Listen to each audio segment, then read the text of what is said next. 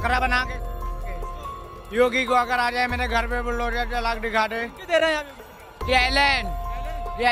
अभी अभी आपने जिस गुलपेंदी लाल को देखा उसका नाम है अब्दुल शमीम, जो अपने आप को औरंगजेब का फूफा समझकर उत्तर प्रदेश के मुख्यमंत्री योगी आदित्यनाथ को ही चैलेंज दे रहा है। तो फिर इस चैलेंज के बाद क्या हुआ?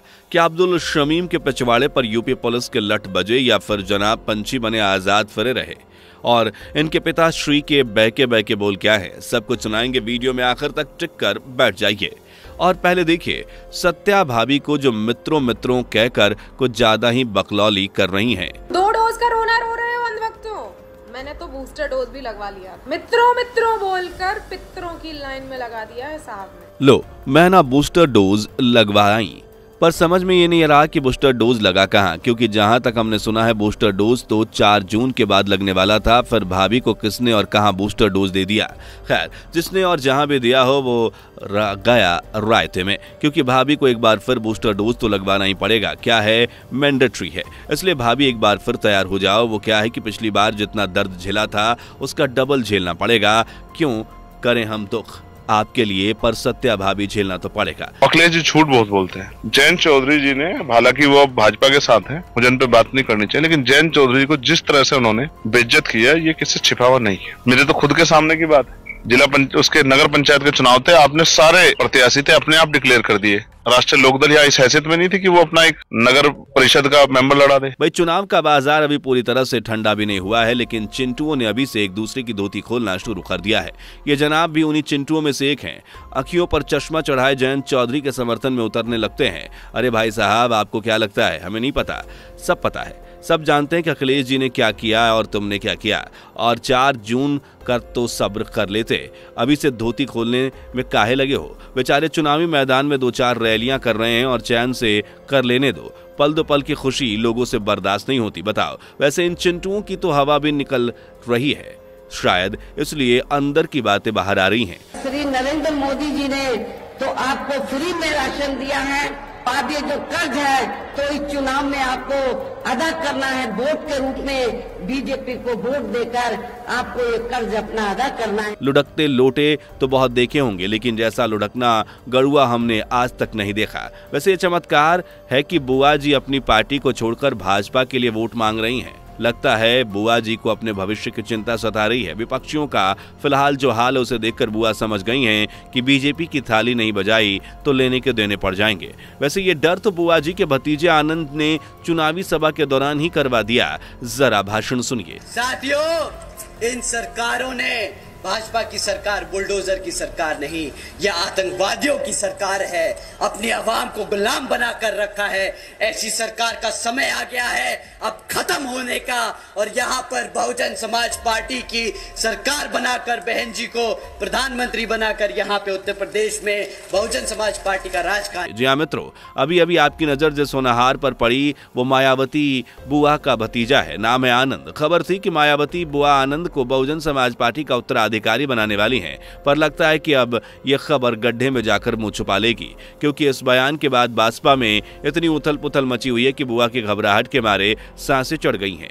पार्टी ने एक नियम बोले तो कायदा कानून भी बनाया है कि बासपा का कोई भी कार्यकर्ता, कोई नेता, मंत्री, सगा संबंधी बिना बुआ की परमिशन के कुछ भी नहीं बोलेगा, कोई उल जुलूल भाषण नहीं देगा। अब इसे चापलूसी कहिए, खौफ कहिए या अपने किए को छिपाने का तरीका, लेकिन जब से सत्ता में भाजपा है, बुआ जी का निकलना और बोलना दोनों ही बंद है। जब निकलती हैं तो भाजपा के लिए फूल बरसाती हैं। वैसे कुछ भी कहो दोस्तों, ऐसा विपक्ष पहली बार देखा है जो भाषण के बाद पार्टी उत्तराधिकारी को जहां से आया था वहीं भेज दे। मतलब आनंद साहब की छुट्टी हो चुकी है और भाई साहब दोबारा से टॉयलेट साफ करेंगे। आदरणीय मुख्यमंत्री जी, बाबा जी, मैं उस दिन नशे की हालत में मीडिया वाले ने मुझसे छेड़ के आपके बारे में गलत सवाल निकला। आप उत्तर प्रदेश में अच्छे काम कर रहे हैं, यूपी पुलिस अब कहीं से भी ढूंढ के लाके उनको जो है उनको सबक सिखाती है और अब यूपी का विकास कर रहे हैं, अच्छा काम कर रहे हैं सर। मैं हाथ जोड़ के आपसे फिर से माफी। इस कबूतर की शक्ल पहचान में आई क्या? अरे ये वही मियां हैं जो थोड़ी देर पहले मुख्यमंत्री योगी आदित्यनाथ को खुला चैलेंज दे रहे थे। सही पकड़े हैं, अब्दुल शमीम। पर इसकी ये भीगी हालत किसने की? तो जनाब और कौन, ये यूपी की पुलिस है। अब देखो भाईजान, ये पहले वाला उत्तर प्रदेश तो रहा नहीं कि अपनी बिगड़ी जुबान से कुछ भी बिगड़े बोल बोलो और मस्त पौवा लुढ़काते फिरो। ये राज है बुलडोजर बाबा का। तुम जैसे चुजुंदरों को गटर से ढूंढकर बाहर निकलवाने में देर नहीं लगाते। ऊपर से यूपी पुलिस भी फुल फॉर्म में है। सरकार ने लट जो दिए हैं तो बस वही लट अब्दुल शमीम भाई के पिछवाड़े पर बरसे और आगे से ऐसा धुआं निकला कि चैलेंज धरा का धरा रह गया और मुंह द्वार फूल बरसने लगे। वैसे अब्दुल भाई, तुम्हें बताते की जरूरत नहीं है कि क्या है कि हम बहुत अच्छे से जानते हैं कि यूपी में योगी बाबा काम कर रहे हैं और अपराधिया तो मच्छर की तरह कुचले भी जा रहे हैं, इसलिए अपना ज्ञान कहीं और पे लो। वैसे हमें सुनने में आया है कि अब्दुल शमीम का दिमागी संतुलन जरा हिला हुआ है। किसने कहा, बताते हैं। जरा वीडियो को लाइक वाइक करके चैनल को सब्सक्राइब कर लीजिए। मेरा लड़का है मतलब शमीम का दिमागी हालियत खराब है और हो सकता है जी, हमको पता नहीं, हो सकता है दिल्ली में रहेगा कि बम्बई में है सर, हमको मालूम नहीं। 8-9 साल पहले सर ये गायब था। आज तक हमने इससे संपर्क हुआ था, न कोई इसका हम खबर लिए थे। ये गायब। ताऊ की शक्ल पहचानने की जहमत उठाई है क्योंकि अब्दुल शमीम के बदनसीब पिता हैं। बदनसीब इसलिए क्योंकि इसके लौंडे के दिमागी हालत जरा लचकी हुई है, पर हम तो ऐसा नहीं समझ रहे। आपको क्या लगा, कमेंट में बताइए। वैसे दिमागी संतुलन क्या ही चीज है। जब यूपी पुलिस का लट तमाम पिछवाड़े पर बजता है तो शारीरिक संतुलन भी ऑटोमेटिक ठीक हो जाता है। अब भले ही चाचा जान अपने लौंडे को पहचानने से इनकार कर दें, उसे मानसिक रोगी बताएं, लेकिन बाबा को धमकी देने वाले को यूपी पुलिस ने पहचान लिया और लट्ठू की सुताई के बाद भाई साहब का मानसिक संतुलन क्या सापचे में आ गया। आप देख ही रहे होंगे कि ये कुछ नहीं, बस जब योगी बाबा का बुलडोजर घर में दहाड़ मारकर घुसता है तो लौंडो के बाप का दिमागी संतुलन ठीक हो जाता है और उनकी यादाश्त भी सीधे दरवाजे से घुसी चली आती है। जैसे चच्चा जान को याद आया कि उनकी लौंडा दिल्ली या मुंबई में नहीं बल्कि प्रयागराज में था और छिपाने वाले भी चच्चा जान ही थे।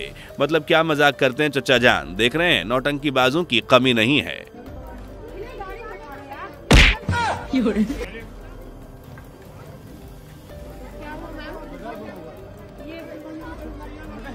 नहीं मैडम, ये गलत किया आपने। सलमा बेगम का यूं हाथ से नहीं धोना था। अरे योगी बाबा ने डंडा दिया ना, सूद दो सीधा। सलमा बेगम की बैकी अकल के ठिकाने आ गए और चाल भी इनकी सवर गई।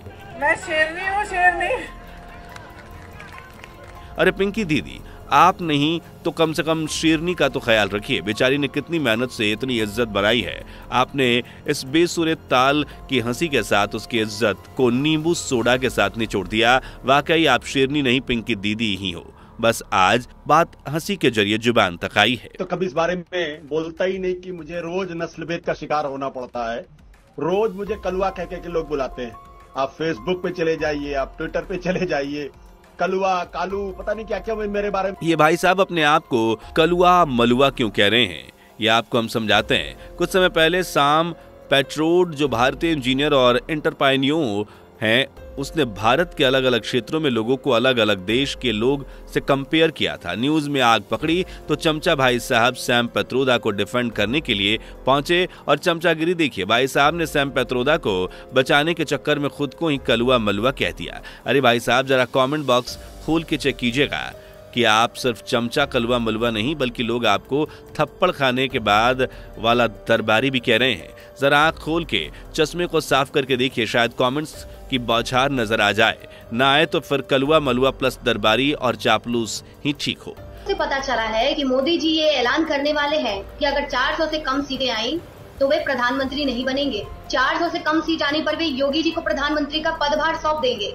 अब जैसे ही ये खबर मीडिया के सूत्रों से बाहर आई है, सारे के सारे क्रिमिनल, चोर, लुटेरे, डाकू, माफिया, यहाँ तक कि विपक्षी भी एकजुट होकर मोदी जी को 400 पार कराने में लगे हुए हैं। कह रहे हैं भैया कैसे भी इसका 400 पार हो जाए। अरे भैया, अब समझ आया कि बुआ जी के बोल भाजपा की जगह भाजपा का समर्थन क्यों दे रहे हैं।